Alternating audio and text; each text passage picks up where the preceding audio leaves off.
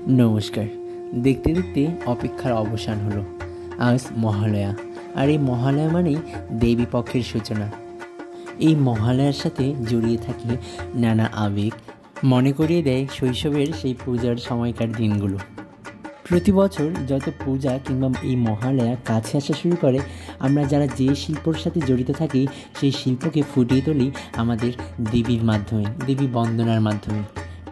আসলে শিল্পর ধর্মই এমন, বাস্তবিক কোনো জ্ঞানকে বিভিন্ন শিল্পর মাধ্যমে ফুটিয়ে তোলাই আমাদের শিল্প বা শিল্পীদের কাজ। তবে আমি কোনো প্রফেশনাল আর্টিস্ট নই, আমি আমার ভালো লাগা থেকেই আমি এইসব করি।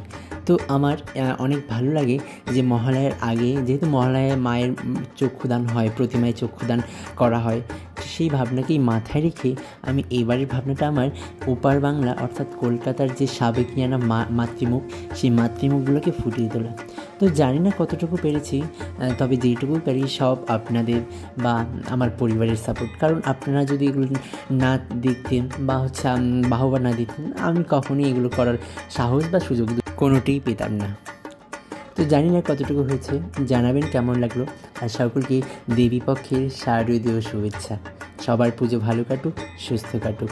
জয় মা।